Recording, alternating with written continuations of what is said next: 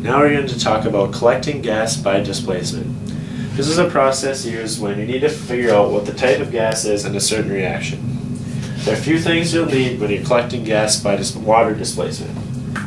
A tub of water with a shelf like this is needed because this jar full to the brim with water, and you have to make sure that there's no air that gets into this jar to begin with. So place the piece of glass that you have over the jar, flip it upside down, submerge it, and place the jar on top of the ridge. So there is no gas bubbles in the jar, although we may have made a mistake, but this is just a demonstration. And you need to move the jar just over the lip of the ledge so that the jar does not tip over. So there's a space between the jar and the lip of the ledge. Next, we'll have our flask set up just like this with the ring stand, and we're going to pour in some hydrogen peroxide, in this instance liquid substance.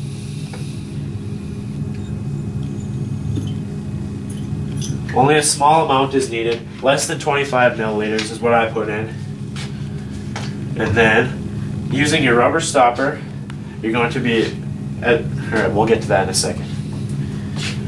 The other reactant in this chemical experiment here is manganese dioxide. So what we're going to do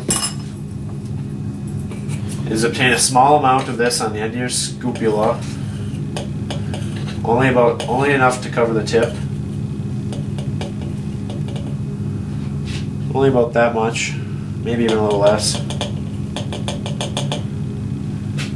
and set it down. Now we have to set up our rubber stopper and hose fixture.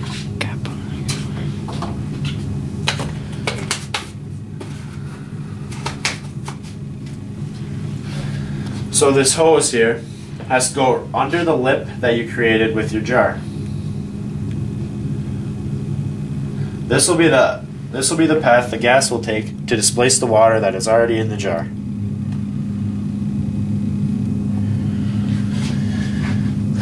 With the rubber stopper in one hand and the manganese dioxide in the other, pour the manganese dioxide in there and stopper the flask.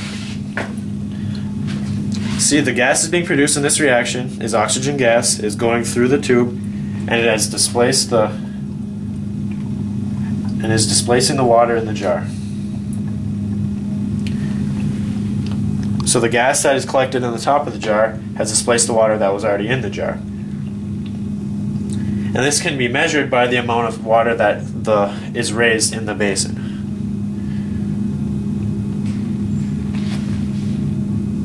So eventually in this reaction, the gas that is produced will displace all of the water that was in that jar.